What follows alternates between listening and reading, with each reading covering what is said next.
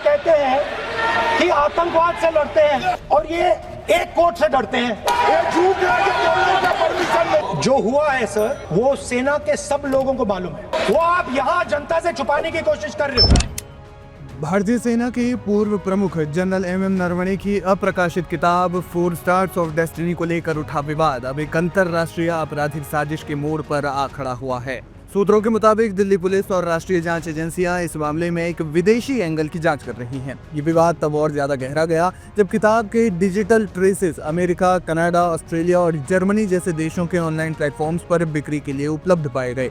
शुरुआती जांच में ये संकेत मिले हैं कि ये केवल कॉपीराइट का उल्लंघन या साधारण पायरेसी नहीं, बल्कि एक सुनियोजित आपराधिक साजिश है। सुरक्षा एजेंसियों को डर है कि किताब में मौजूद रणनीतिक और संवेदनशील सैन्य जानकारी को जानबूझकर अंतर्राष्ट्रीय सीमाओं के पार लीक किया गया है। दिल्ली पुलिस की स्पेशल सेल अब उन डिजिटल ट्रेसेस का पीछा कर रही है जो विदेशी सर्वरों तक जा रही हैं। जांच का मुख्य केंद्र ये है कि आखिर पब्लिशिंग हाउस या फिर किसी अन्य सुरक्षित चैनल से ये डेटा लीक होकर विदेशी धरती तक कैसे पहुंचा। जनरल नरवणे की पुस्तक पर संसद में जोरदार हंगामा। किताब के प्रकाशन पर रोक और इसके लीक हुए कथित अंशों को लेकर भारतीय संसद में भी भारी बवाल देखने को मिला। विपक्ष के नेता राहुल गांधी ने संसद में इस मुद्दे को उठाते हुए सरकार पर सत्य को दबाने का आरोप लगाया।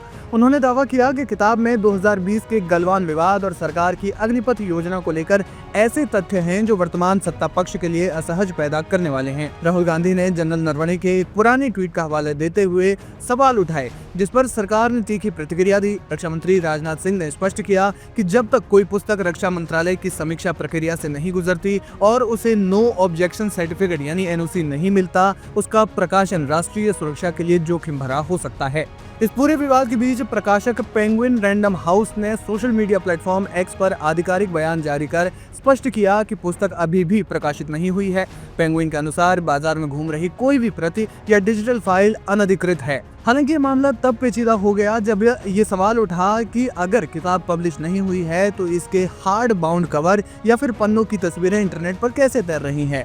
क्या ये किसी बड़े डेटा ब्रीच का परिणाम है? जानकारी के लिए बता दें कि इस सिलसिले में प्रकाशक पेंगुइन इंडिया के प्रतिनिधियों से पूछताछ की गई है। सूत्रों की माने तो पुलिस 15 सवालों के जवाब जानना चाहती है। स्पेशल सेल तकनीकी सबूतों के जरिए ये पता लगाने की कोशिश में जुटी है कि ये पूरी घटना किसी साजिश का हिस्सा तो नहीं है। पुलिस सूत्रों ने बताया कि स्पेशल सेल ने पेंगुइन इंडिया को नोटिस जारी कर 15 अहम सवालों के जवाब मांगे थे। जांच एजेंसी ने कंपनी से पांडुलिपि के हैंडलिंग, डिजिटल और फिजिकल एक्सेस, एडिटिंग प्रक्रिया, प्रिंटिंग से पहले की सुरक्षा व्यवस्था और ड्राफ्ट कॉपी तक किन किन लोगों की पहुंच थी जैसे बिंदुओं पर जानकारी तलब की थी। वहीं जांच टीम ने पेंगुइन इंडिया के प्रतिनिधियों से विस्तृत पूछताछ भी की है।